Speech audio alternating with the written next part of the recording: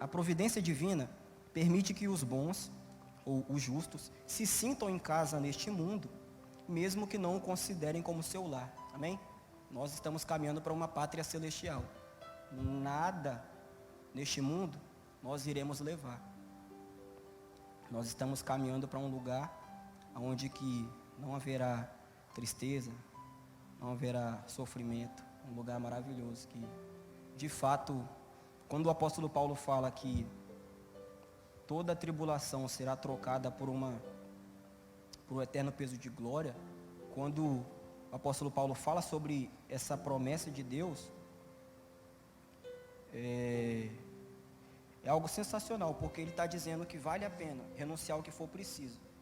Ele diz o seguinte, Romanos 8,18, porque para mim tenho por certo que as aflições deste tempo presente não são para comparar com a glória que em nós há de ser revelada. Então ele está dizendo, quando ele fala que não são para comparar, quer dizer que a glória que nos há de ser revelada, ela é superior a tudo aquilo que nós sofremos, ou a tudo aquilo que nós imaginamos receber.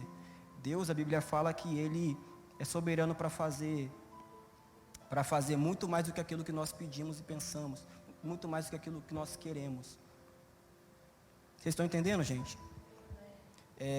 Outra coisa que esse versículo nos ensina, que os justos serão alimentados com pão que perece, como também com pão que desce do céu. A verdade é o sustento da alma, e ela nunca faltará ao justo. Acho interessante, só para poder fechar a explicação desse versículo aqui, é que, deixa eu pegar onde eu anotei, a confiança e a obediência são duas irmãs gêmeas geradas pelo amor. O que eu quero dizer com isso? Que o amor, ele é capaz de gerar em nós a obediência, e é capaz de gerar em nós a confiança. Porque se nós não amarmos a Deus, nós não conseguiremos confiar nele. Também nós não conseguiremos obedecer. Isso é uma coisa difícil, né, gente? Às vezes eu falo assim e fico pensando, meu Deus, obedecer a Deus não é fácil. É muito difícil. Mas tudo aquilo que nós estamos dispostos a fazer para que a vontade de Deus se cumpra em nós, verdadeiramente vale a pena. Vale a pena. Entrega o teu caminho ao Senhor. Aliás, o versículo 4. Deleita-te também no Senhor, e Ele te concederá o que deseja o teu coração. Foi no mês de setembro, eu estava aqui ouvindo o apóstolo pregar de manhã, aí eu já tinha lido esse texto anterior ao dia que eu ouvi o apóstolo pregar, que não era sobre esse texto, ele estava pregando uma outra coisa, uma outra mensagem. Mas eu tinha lido, e a forma como eu entendia esse texto é o seguinte, talvez vocês nunca tenham pensado nisso, seja doideira da minha cabeça. Mas eu pensava assim, deleita-te também no Senhor, Ele te concederá o que deseja teu coração. Peraí, então quer dizer que eu posso fazer uma moeda de troca? É só me deleitar em Deus, e Deus me entrega o que meu coração deseja. Muito fácil. Só que a grande questão é, o que é se deleitar em Deus? A grande questão é, os desejos do nosso coração são desejos que Deus quer atender? Nós precisamos responder perguntas assim, porque Deus não vai nos dar qualquer coisa, para depois a gente reclamar e botar a culpa nele, porque a grande verdade é que quando der ruim, a gente não vai se culpar, vai culpar a Deus, para falar, Deus, você me deu, então você é culpado. E tem outras perguntas que esse texto levanta, esse versículo aqui especialmente, e eu gostaria de fazer para vocês e vou tentar trazer esclarecimento ao longo da explicação do sermão. O que é deleitar-se em Deus? Quais desejos Ele atenderá? Os mesmos desejos egoístas permanecerão no coração de quem se deleitou em Deus? O que significa Deus atender aos desejos do coração de quem se deleitou nele? Envolve desejar não ser quem era antes de deleitar-se em Deus? Será que uma pessoa que deleita em Deus, ela pode chegar a um ponto de desfrutar da presença dEle, do caráter dEle, da glória dEle, da palavra dEle, e concluir, no fim desse processo, que ela não quer mais ser quem ela era antes de passar por isso? Será que isso pode acontecer? Porque deleitar em Deus não é tão simples quanto parece. Às vezes uma leitura rápida do texto faz a gente pensar que dá para fazer uma moeda de troca. Deus, eu deleito, o Senhor me dá o que eu quero. Mas não é bem assim que funciona. E, continuando. Faz parte dos decretos soberanos dos céus, que nada torne felizes os pecadores, exceto Deus mesmo, na pessoa de Jesus Cristo. Mas é exatamente nisso que os incrédulos não creem. Por isso vão de uma criatura a outra, de uma cisterna rota a outra, perguntando onde podem achar a melhor alegria. Cada coisa terrena que os atrai lhes promete: a alegria só pode ser achada em mim. Mas logo ficam desapontados. No entanto, não cessam de procurar hoje a alegria naquilo que os enganou ontem. E essa é a grande verdade da geração de hoje. Essa é a grande verdade dos jovens de hoje, que muitas vezes não conseguem receber de Deus o que querem, e talvez se tivessem recebido, teriam reclamado porque iam perder por falta de maturidade, por falta de sabedoria ou por qualquer outro motivo. Oi? Por falta de estrutura, como disse aqui o Igor Mineiro. Igor Mineiro. É costume, já pegou já. Mas a questão é que as pessoas, elas estão dispostas a ir para quantas camas, com quantas pessoas forem precisas, e no fim de tudo concluir que a alegria que elas procuravam no sexo, elas não encontraram. As pessoas estão dispostas a experimentar qualquer tipo de coisa que alguém oferecer para ela, para no fim das contas descobrir que a alegria que ela procurava, ela não conseguiu encontrar. E infelizmente, não tem jeito, não tem saída. A única forma de encontrarmos a verdadeira alegria é em Deus, é desfrutando de Deus, da presença dEle, da palavra dEle, andando com o povo dEle, porque o povo dEle vai nos ajudar quando nós estivermos fracos. O povo dEle vai nos encorajar quando nós precisarmos de um encorajamento. O povo dEle vai nos acolher quando nós precisarmos ser acolhidos. Então, não existe outra forma de encontrar a verdadeira alegria senão na presença de Deus. A Bíblia fala de uma coisa que eu acho muito pesada, né? Que é o salmo que Davi escreveu. Deixa eu ver aqui. Salmo 51. Tem como projetar aí? Salmo 51, versículo 12. O pano de fundo desse salmo, esse outro salmo escrito por Davi, é o seguinte: Davi deveria estar na batalha, um tempo determinado, mas ele não foi para a batalha, ficou em casa, foi para a parte ali do, digamos assim, do terraço dele ali, e ele olhou a mulher do seu soldado tomando banho. Aí ele cobiçou ela, ele deitou com ela, teve filho com ela e tal. Mas depois ele se arrependeu quando ele foi confrontado pelo profeta Natan. E é nesse pano de fundo que ele escreveu esse versículo, onde ele está se arrependendo diante de Deus, ou já tinha se arrependido. E é interessante que ele fala justamente sobre a alegria que eu expliquei para vocês, que ninguém pode encontrar se não for em Deus. Olha o que ele falou: torna a dar-me a alegria da tua salvação e sustém-me com um espírito voluntário. Ele fala de duas coisas aqui que eu achei interessante. Primeiro, ele fala de uma alegria que só pode ser encontrada na salvação de Deus. A Bíblia fala que do Senhor é a salvação. Tem hora que a Bíblia fala que Deus é a salvação. Só nele, na presença dele, podemos encontrar essa alegria que Davi fala. Outra coisa que eu achei interessante, ele fala: sustém-me com um espírito voluntário. Isso quer dizer o quê? Espírito tem a ver com disposição, e voluntário tem a ver com serviço. Deus, ele não somente pode nos dar, serviço em troca, como disse o Elmo aqui. Então Deus, ele não somente pode nos dar a alegria da presença dele, da salvação dele, a salvação eterna para nós, mas ele nos dá um coração disposto a obedecer. E isso aqui é importante, porque se nós temos a alegria da presença de Deus, mas nós não temos a disposição de obedecer ele, podemos ficar tristes muito fáceis, dependendo daquilo que ele pedir de nós, daquilo que ele exigir de nós. Então, vamos continuar. C.S. Lewis, o grande escritor que viveu nos séculos passados aí, ele falou o seguinte: ele escreveu as Crônicas de Nárnia, para quem não sabe. No final das contas, só existem dois tipos de pessoas: aquelas que dizem a Deus, seja feita a tua vontade, e aquelas a quem Deus vai ter de dizer com pesar, seja feita a tua vontade. Então, essa questão de pensar sobre quais desejos do coração Davi está falando aqui é uma coisa muito séria. Porque o nosso coração é terra enganosa.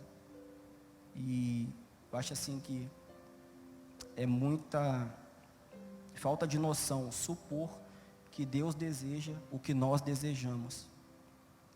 Que nós podemos convencer Deus a fazer o que nós queremos, mesmo que isso vá contra o caráter, contra a obra, contra a pessoa dele, contra tudo que ele é. Aí continuando aqui o texto. Deleita-te também no Senhor. O que é esse deleite? Uma das perguntas que nós íamos tentar responder. É deleite no ser supremo, em seu caráter e perfeições, no amor mais nobre e na mais elevada sabedoria. Portanto, é eminentemente real e seguro. Em que melhor objeto pode a alma se deliciar? Em riquezas incertas? No prazer fugaz? Na amizade moribunda? A alegria do Senhor é nossa força, tanto na dor como no serviço. Deus se deleita no bem, e nada mais razoável que os que são bons se regozijem nele. Isso aqui é interessante para a gente poder pensar que se deleitar em Deus é ter prazer em Deus. É ter prazer na vontade de Deus. É ter prazer naquilo que Deus gosta, daquilo que Deus ama. É odiar o que Deus odeia e amar o que Deus ama. Muitas vezes nós odiamos o que Deus ama e amamos o que Deus odeia. Isso aqui que é interessante, né? Que é uma confusão que nós fazemos. Misericórdia. Aí fala o seguinte: ele dar-te-á o que deseja o teu coração. Essa parte nós já falamos, mas tem uma outra coisa importante para dizer. Que o homem, ele é uma criatura de desejo. Muitas vezes anseia por aquilo que nunca poderá alcançar. As suas aspirações são muitas vezes ambiciosas e, se realizadas, revelar-se-iam prejudiciais. Amém? Aí sobre a questão de o que deseja o teu coração. Abre por favor em Salmo 81. Salmo 81. Versículo 8. Aqui eu estava fazendo um estudo sobre esse texto. Esse salmo aqui foi escrito por Asaf. Asaf era um levita, era um dos líderes do coro de Davi. E nesse salmo aqui, Asaf descreve a relação de Deus com o povo de Israel. Ele descreve como o povo de Israel se comportava diante dos pedidos, diante das exigências, diante das ordenanças de Deus. Aí ele escreve um lamento. Ele escreve um lamento na primeira pessoa do singular. Como eu imagino que isso aqui é Deus falando, isso aqui é Deus expressando o que o coração dele está sentindo, através da pessoa de Asaf. Aí fala o seguinte, o texto. Tá. É porque ali está só o verso 8. Tem como... Não, é porque... Eu vou ler o que está aqui, aí se você encontrar aí, você coloca, porque eu coloquei a partir dessa parte aqui, ó. Ouve-me, povo meu, e eu te admoestarei. Aí, ó. Valeu. Ah, Israel, se me ouvisses, não haverá entre ti Deus alheio, nem te prostrarás ante um Deus estranho. Eu sou o Senhor teu Deus que te tirei da terra do Egito. Abre bem tua boca e a encherei. Mas o meu povo não quis ouvir a minha voz, e Israel não me quis. Pelo que eu os entreguei aos desejos do seu coração, e andaram segundo os seus próprios conselhos. Ah, se o meu povo me tivesse ouvido, se Israel andasse nos meus caminhos. Então Deus aqui está expressando o coração dele. Isso aqui é uma coisa muito forte, porque fica claro nesse texto aqui, que os nossos desejos, os desejos do nosso coração, sempre serão contrários aos desejos de Deus, enquanto nós não tivermos um coração alinhado com dele. Não dá para você supor que uma pessoa sem o Espírito de Deus consiga desejar o que Deus deseja, porque só o Espírito de Deus pode comunicar os desejos de Deus para o ser humano. Entendeu? Quando você insiste em caminhar do seu próprio modo contra o caminho de Deus, você prescreve o seu desastre. Eu acho interessante que Deus, ele é sensacional. Deus, ele não perde o controle de nada. Deus sabe de todas as coisas. E a Bíblia faz menção a Deus, muitas vezes, dando nomes a Ele, que dizem respeito ao caráter, dizem respeito à manifestação. O livro de Isaías fala que Deus seria chamado, na pessoa de Jesus, de Emanuel, de maravilhoso conselheiro, de Deus forte, Pai da eternidade, e etc. Mas uma coisa que eu estava pensando, quando eu estava terminando de escrever a mensagem essa madrugada, foi o seguinte, que a Bíblia chama Deus de maravilhoso conselheiro. Então, contrário àquilo que o nosso coração tenta nos fazer acreditar, que pode condizer com a vontade de Deus, enquanto nós não permanecemos em obediência, em um coração alinhado a Ele, a Bíblia fala que Deus, Ele não é especialista em dicas, mas Ele é maravilhoso conselheiro. Isso quer dizer o quê? Que Deus não erra nunca. Porque a pessoa que te dá dicas, ela muitas vezes te dá dicas baseadas nas experiências dela e nas experiências dos outros. Mas Deus, quando Ele te dá um conselho, Ele não está te dizendo que se você não quiser obedecer, você vai experimentar algo melhor. Ele está te dizendo que Ele colocou diante de você a melhor decisão que você poderia tomar. E você, caso rejeite isso, colherá as consequências.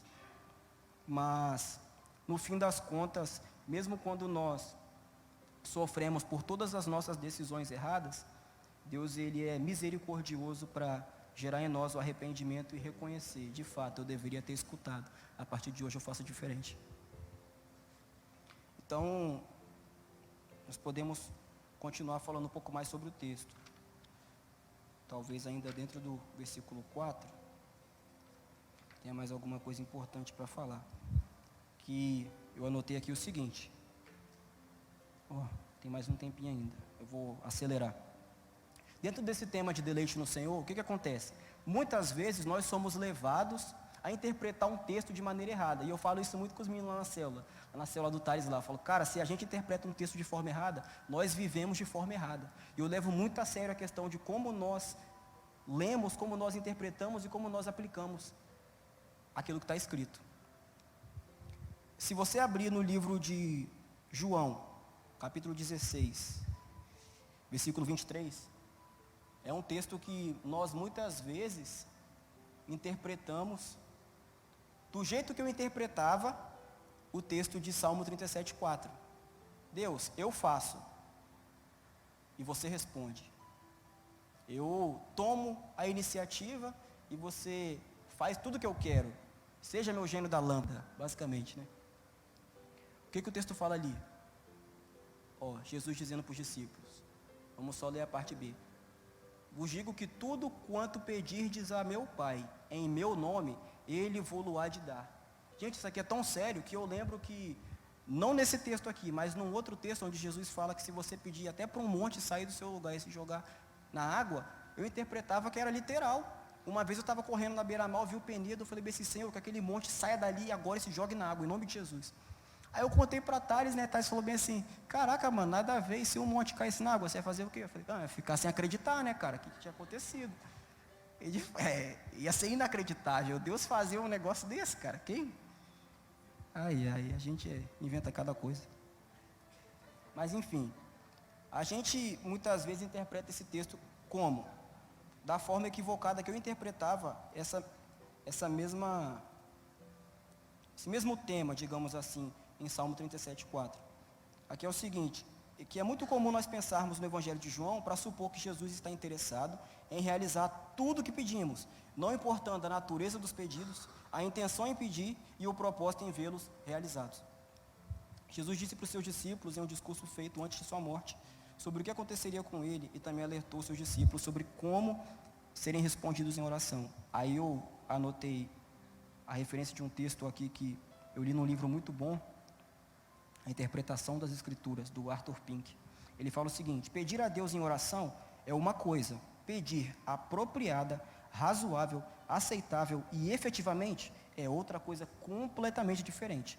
Se queremos verificar como o último deve ser feito, as Escrituras devem ser examinadas para esse efeito. Assim, a fim de garantir que Deus nos ouça, devemos nos aproximar de Deus através do mediador. E tudo quanto pedirdes ao Pai em meu nome, Ele vos considerará. Mas pedir ao Pai em seu nome significa muito mais do que apenas proferir as palavras, dê-me isso em nome de Jesus. Que muitas vezes nós queremos fazer isso. Senhor, eu quero ficar milionário, dê-me isso em nome de Jesus. Senhor, eu quero aquela mulher porque foi revelado que ela tem que casar comigo, não com aquele cara, dê-me isso em nome de Jesus. Senhor, eu quero que o Senhor faça aquele irmão ali tropeçar porque ele falou que Deus não vai agir na minha vida, dê-me isso em nome de Jesus. E a gente vai listando para Deus um monte de coisa que Sem noção. Então vamos lá, mas pedir ao Pai em seu nome significa muito mais do que apenas proferir as palavras, dê-me isso em nome de Jesus. Entre outras coisas, significa pedir na pessoa de Cristo, como identificados com Ele e unidos a Ele, pedindo o que é de acordo com suas perfeições e será para a sua glória, pedindo o que Ele pediria se estivesse em nosso lugar. Amém? Isso aqui fica claro para nós que Deus não nos concederá qualquer desejo. Aí segue o texto. Entrega o teu caminho ao Senhor, confia nele e Ele tudo fará. Então, mais uma vez, Davi ele está nos mandando confiar. É interessante que quando eu estava estudando esse texto, eu percebi que do verso 1 até o verso 11, Davi ele faz uma repetição de alguns verbos. Eu até anotei aqui, que os verbos que ele repete, pelo menos eu encontrei 2 vezes nesses versículos que nós estamos lendo. Confia, deleita e espera. São os 3 versículos, são os 3 verbos que ele repete. Isso é importante, quer dizer que, de fato, é algo que nós devemos dar atenção. Entrega o teu caminho ao Senhor. Confia nele e Ele tudo fará. Aqui o significado dessa palavra caminho é um significado muito importante, porque isso aqui faz referência a tudo que diz respeito ao curso da nossa vida. Diz respeito aos nossos planos, à realização dos nossos planos, aos nossos projetos, às nossas ambições, aos nossos objetivos. Tudo que pode afetar a nossa vida é o significado dessa palavra que Davi utilizou, caminho. Entrega o teu caminho. Então, o que significa assim, de grosso modo? Como que nós podemos entender isso aqui? Lance a si mesmo e sua vida sem reserva sobre Deus. Entregue-se totalmente a Ele. Procure-o por apoio e orientação. Aqui Davi está mandando a gente se lançar diante de Deus. Não entregar para Deus apenas algumas áreas das nossas vidas, sabe? Ah, Deus, eu quero que o Senhor cuide da minha vida emocional. Quero que o Senhor cuide da minha vida espiritual. Mas eu não quero que o Senhor cuide da minha vida financeira. Porque eu vou fazer o que for preciso para alcançar os meus objetivos. Então a gente tem que tomar cuidado porque muitas vezes nós estamos fragmentando nossas vidas diante de Deus. E Deus não nos quer de forma fragmentada. Porque Deus não morreu por uma parte de nós, Ele morreu por todo o nosso ser, sabe? Ele morreu para nos ganhar completamente, não para ganhar uma parte de nós. Aí, vamos continuar. Confia nele e Ele tudo fará. Essa questão da confiança é uma coisa que eu acho muito séria, porque certa vez eu estava lendo um livro, chama O Evangelho Maltrapilho, do Brennan, acho que é Brennan Manning, a pronúncia do nome dele. E ele fala o seguinte: a confiança que depende da resposta que obtém não é de fato confiança. Tudo é incerteza e ansiedade. O que ele quer dizer com isso? Se você pergunta esperando receber um sim, recebe o não, e isso altera a sua intensidade de devoção, isso altera o nível do seu amor por Deus, você não confia de verdade. Porque muitas vezes nós pedimos esperando que Deus fale sim, Deus fala não, e aquilo nos modifica, aquilo nos abala. Isso quer dizer que nós não confiamos como deveríamos confiar. Jesus convida-nos a entregar nosso eu autônomo em atitude de inabalável confiança. Quando o anseio por tranquilizações é contido, a confiança acontece. Tem uma outra coisa importante que dá para falar dentro desse assunto, e é o seguinte. Gente, vocês estão conseguindo entender? Amém? Vocês estão conseguindo entender? Fala amém aí. Ah, glória a Deus. Glória a Deus, vocês estão entendendo. Eu achei que estava falando muito rápido, porque já está dando a hora. Misericórdia. Um pouco a alma vai me matar aí. Teve um camarada que ele escreveu um livro chamado Amar é Libertar-se do Medo. Um livro muito bom, me ajudou bastante a entender o que significa o amor de verdade. Acho que ele é psiquiatra. Até coloquei aqui, Dr. Gerald Jampolsky, o nome dele. Quando achamos que precisamos conseguir alguma coisa de outra pessoa, nós a amamos quando obtemos o que queremos e a odiamos quando não o obtemos. Temos frequentemente relacionamentos de amor e ódio em que nos descobrimos negociando um amor condicional. Isso aqui é importante porque o tema da nossa rede é despertando para o amor. E se eu perguntar a qualquer um que está aqui, se Deus nos amou incondicionalmente, ou se Ele nos amou condicionalmente, todo mundo vai responder que Ele nos amou incondicionalmente. Porque a verdade é que a Bíblia fala que nós só o amamos porque Ele nos amou primeiro. Outra passagem diz que Ele morreu por nós quando ainda éramos pecadores. Então, Jesus não esperou você reconhecer que precisava de ajuda para te ajudar. Jesus não esperou você reconhecer que precisava da paternidade dele para ser feito filho. Jesus não esperou que a gente tomasse uma atitude e falasse bem assim: Senhor, me ajuda, porque eu não sei mais o que fazer. Dá-me direção, porque a minha vida está caminhando em direção à ruína. Ele não precisou que você falasse isso para que Ele agisse em seu favor, para que Ele demonstrasse o amor dele por você e te garantisse que você pudesse caminhar com a presença do Espírito dele dentro de você, rumo a Canaã celestial. Amém?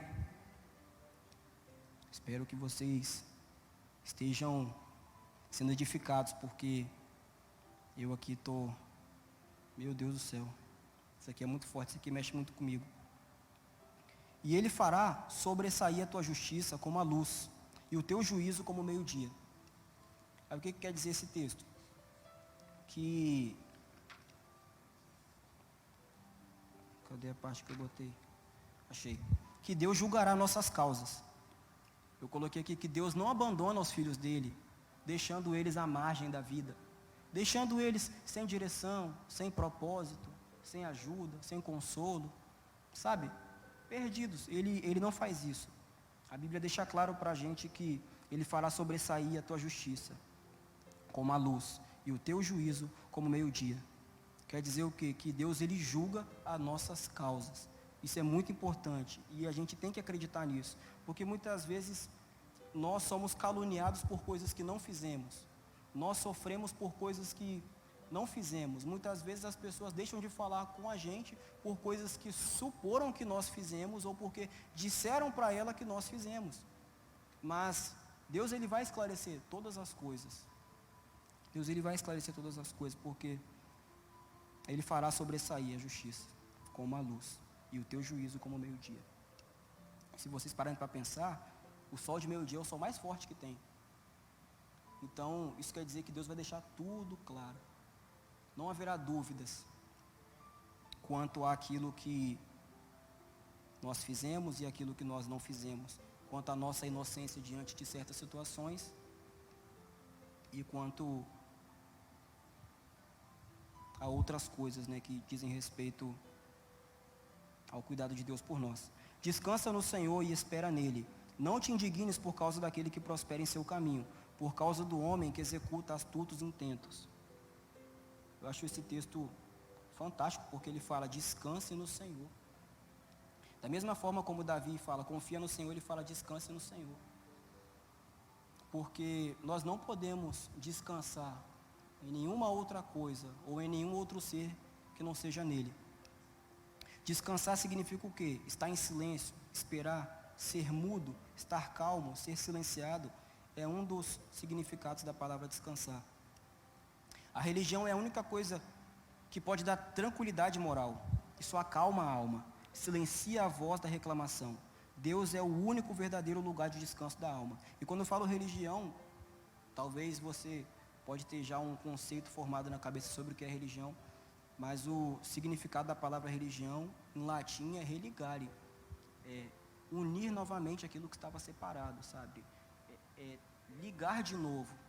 Então entenda como religião o fato de sermos unidos a Deus através do sacrifício de Cristo. É só isso que pode nos dar tranquilidade moral, só isso que pode acalmar nossas almas. Ser unidos a Deus, andar com Deus, amar a Deus e ser amados por Deus. Aquele que tem a eternidade inteira à sua disposição não precisa ter pressa. Com frequência Deus nos faz esperar para que a paciência seja aperfeiçoada. Não devemos, pois, desconfiar dele. Gente, não sei se vocês já passaram por isso, mas vocês estão orando por uma determinada situação e parece que Deus virou as costas. Parece que Deus tapou os ouvidos, falou: você vai orar sozinho, vai orar para a parede.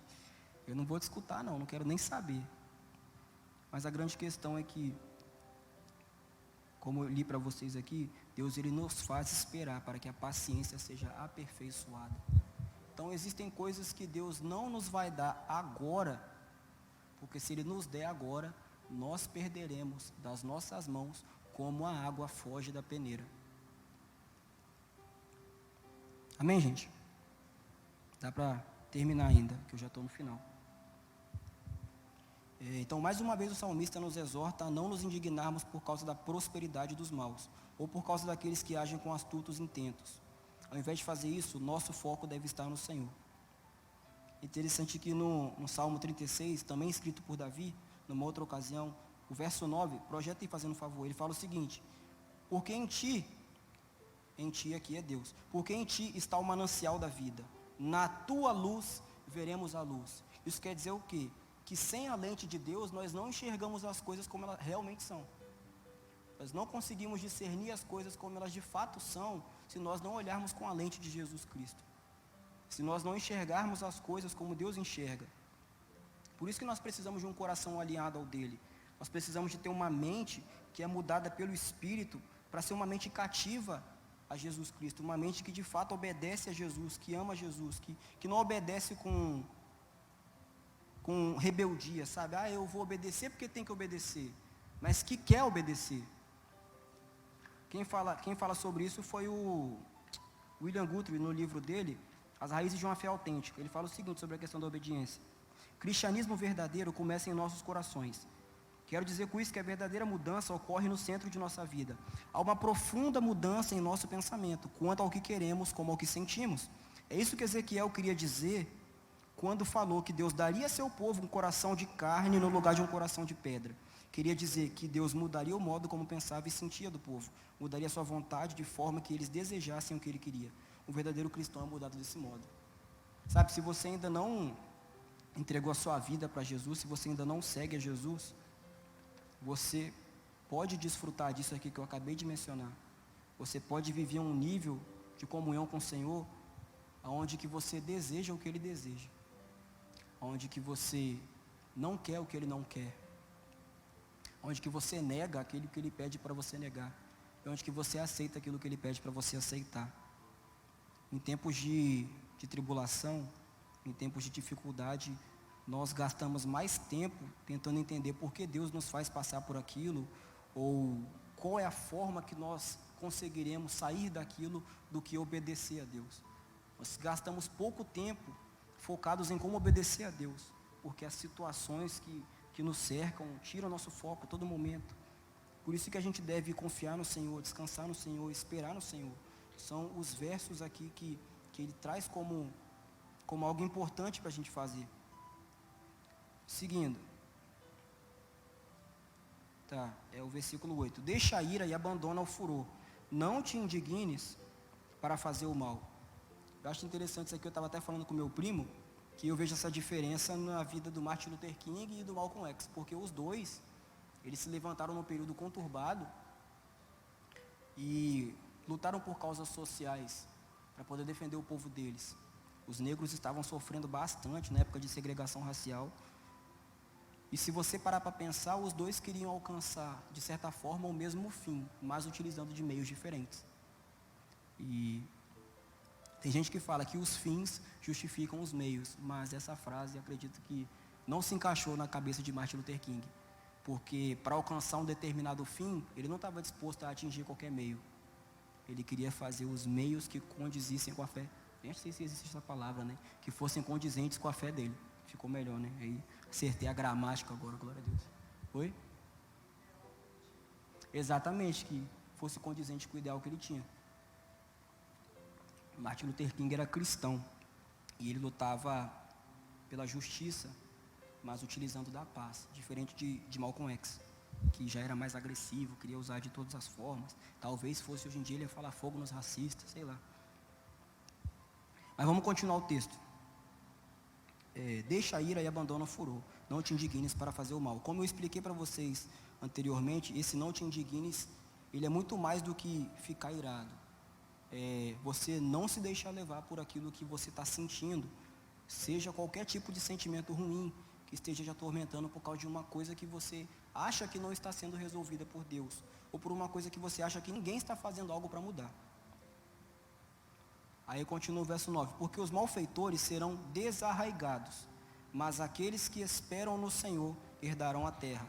Então aqui nós já começamos a ver que Davi está nos chamando a esperar no Senhor para poder receber uma promessa que é prometida por Deus.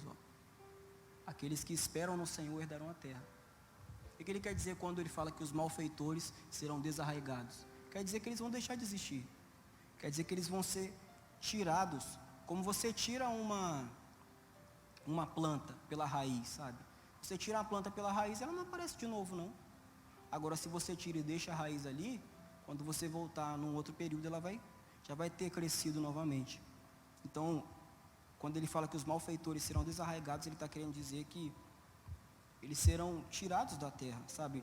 Nós que cremos, nós que acreditamos na palavra de Deus, nós que sabemos que Deus não pode mentir, Deus quer nos levar para morar no lugar onde que não haverá tristeza, não haverá injustiça, não haverá diferença social, não haverá raiva, não haverá ódio, não haverá assassinato ou qualquer coisa ruim que nos entristece, sabe? Essas coisas a gente vê e às vezes a gente não acredita que o ser humano tem capacidade de fazer uma coisa dessa. São tantas notícias ruins, mas eu sou grato a Deus porque isso tem fim. Sou grato a Deus porque todo esse sofrimento não é eterno, sabe? Tudo isso que nós temos passado aqui na terra, se nós nos apegarmos às promessas de Deus e nós cumprirmos os seus mandamentos, nós iremos chegar num lugar onde que tudo isso não existirá. Essas coisas não estarão diante de nós. Então é só questão de tempo. Nós precisamos de paciência, de confiança, esperar no Senhor. O versículo 10: pois ainda um pouco e o ímpio não existirá. Olharás para o seu lugar e não aparecerá. Olha lá. Está o texto ali. Vocês estão conseguindo acompanhar? Amém, gente? Então existe uma promessa divina que nos encoraja.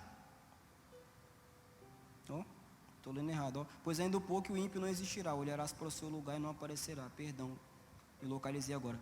Então quer dizer o quê? Que a existência daqueles que assolam a terra não durará eternamente. Aqueles que servem a Deus caminham rumo a uma pátria celestial, onde nenhum ímpio habitará. Isso aqui é importante porque, como eu falei agora há pouco, tudo isso que a gente está passando aqui, de sofrimento, de coisas que nos geram indignação, tem fim, sabe, acabarão. E muitas vezes a gente dá ouvidos a tantas coisas e a tantas pessoas que nos fazem muitas vezes perder o sentido de eternidade, perder a ideia, perder a visão de eternidade. Se a gente não se apegar às promessas de Deus, não serão as palavras das pessoas que nos sustentarão no dia mau. Só as promessas de Deus, só a palavra de Deus pode nos sustentar. A gente sempre tem que se apegar à palavra para não cair em nenhum vento de doutrina, para não se deixar levar pelas coisas que o mundo tenta nos fazer acreditar.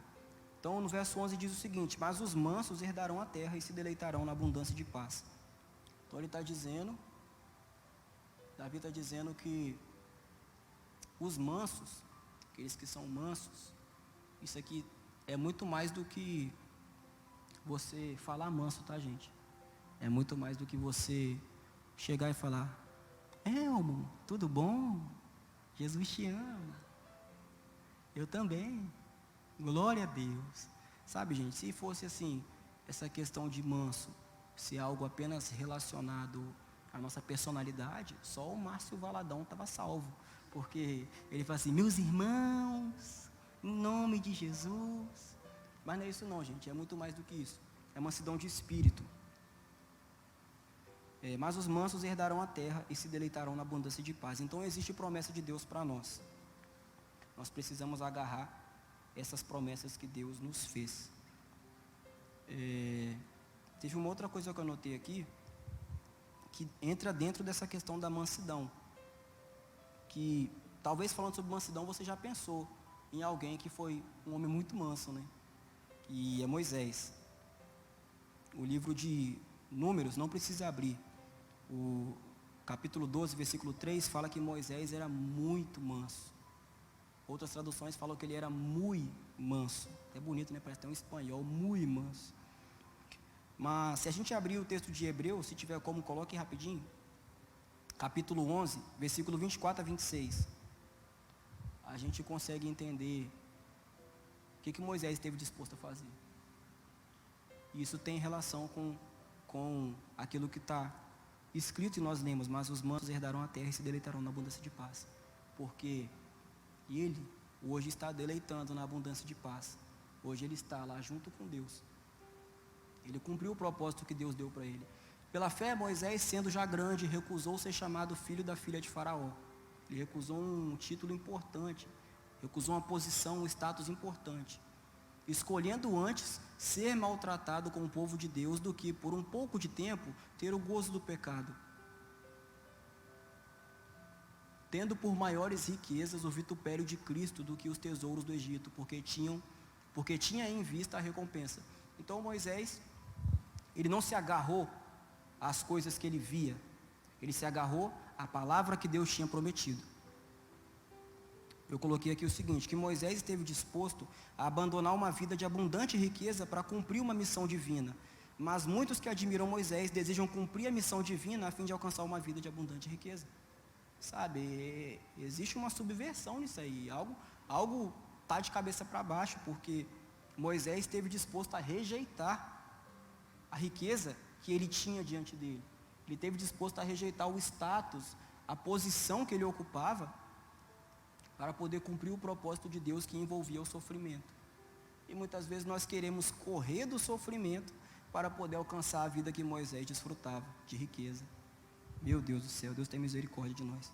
Moisés não considerou o sofrimento que enfrentaria na sua peregrinação superior à recompensa prometida por Deus. Antes, entendeu que sua recompensa envolvia viver sem contagem de dias, na presença de um Deus que o faria esquecer de toda tristeza, enxugaria suas lágrimas e seria sua eterna razão de alegria. Então, gente, eu consegui, para a glória de Deus, terminar de falar esse texto aqui que eu queria falar, mas eu queria pincelar um assunto muito rápido, acho que não vai dar 10 minutos, porque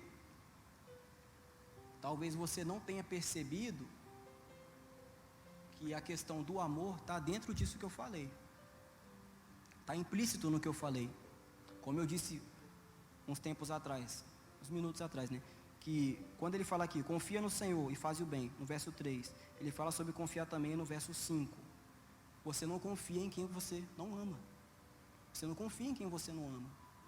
E a verdadeira confiança não está atrelada a condições que você estabeleceu, visando ver a realização dos seus próprios interesses egoístas. Ah, fulano, se você me ama, faz isso por mim. Essa é uma forma muito fácil que os caras conseguem pegar as meninas hoje em dia. O cara fala bem assim, depois de um certo tempo de namoro, se você me ama, me dá aquilo que eu tanto quero. Entendeu? Aí a menina entrega.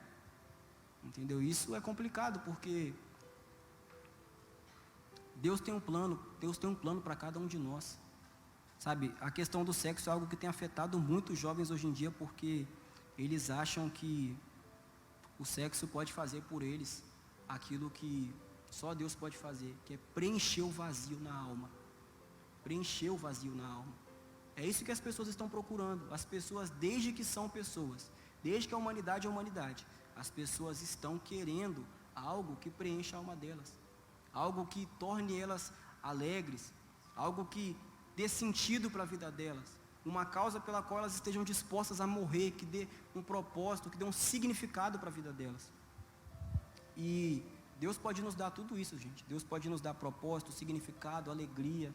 Deus pode nos dar, mas basta que nós estejamos dispostos a dar a Ele também aquilo que Ele exige de nós.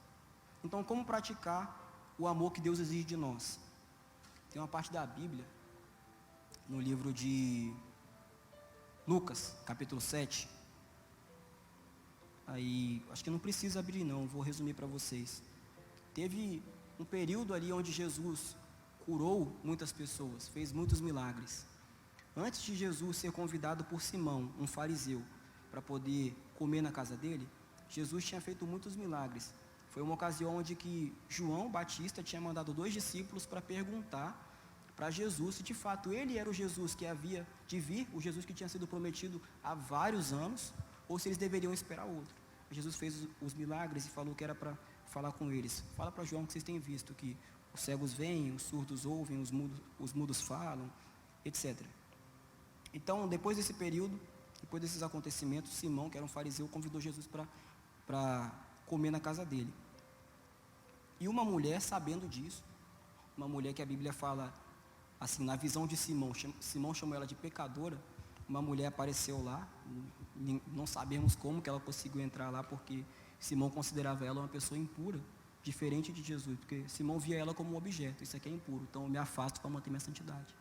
Sabe, muita gente pensa assim hoje em dia, isso aqui é impuro, isso aqui é puro, eu ando junto, para me tornar mais santo, é impuro, eu me afasto dessas pessoas, me afasto dessas atitudes para poder manter minha santidade. Tratam as pessoas como objeto, misericórdia.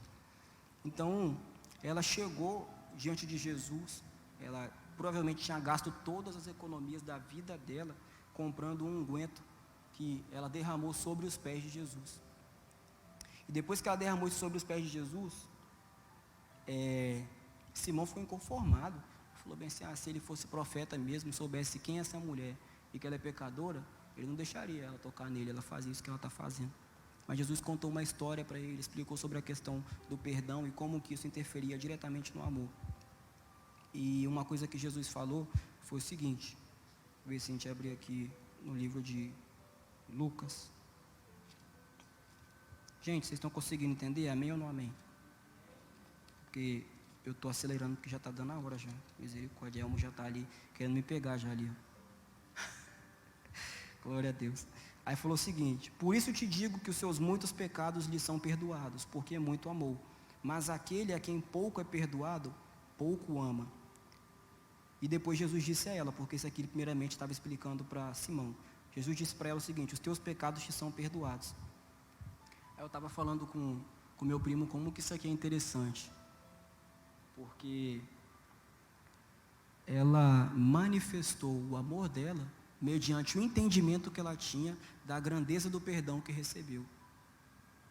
Sabe, muitas vezes a gente pensa que para a gente amar, nós precisamos disso e daquilo, e não sei mais o que, e fórmulas, mas a grande questão é que nós precisamos lembrar o tamanho do nosso pecado e o tamanho do perdão de Deus, que pôde perdoar a todos, antes de nós cometermos cada um deles. Porque Jesus, ele morreu por nós antes da gente nascer. Morreu por nós sabendo tudo o que faríamos, quantas vezes o negaríamos. Sabe? Morreu por nós sabendo de tudo que a gente faria contra ele. Mas mesmo assim, ele nos amou. Teve um pastor, Josemar Bessa, que falou o seguinte, se eu te falar para você pensar na pessoa mais pecadora que você conhece, você vai pensar em quem? Porque muitas vezes se você falar isso com uma pessoa, sei lá, alguém vai pensar num amigo, num inimigo, num vizinho, mas na verdade a pessoa mais pecadora que nós conhecemos somos nós mesmos, porque só nós sabemos de onde Deus nos tirou, só nós sabemos o tamanho da lama que estava sobre nós, e eu creio que é isso que acontece, sabe? Eu vi um comentário muito interessante sobre esse texto que fala o seguinte, sobre a atitude da mulher, seu amor e seu perdão se misturavam em intercâmbio mútuo. Ela amou porque foi perdoada, ela foi perdoada porque amava. Sua fé e seu amor eram um, e era a fé que opera pelo amor, e o amor provou a fé. Então, para a gente poder despertar amor, gente, nós não precisamos de muito pecado, nós só precisamos de um profundo senso de pecado, porque os nossos pecados custaram a vida de um homem inocente. Sabe, o único homem bom que pisou na terra, pisou para morrer por nós. Então eu espero que cada coisa que eu tenha falado aqui tenha de fato tocado o coração de vocês como tocou o meu.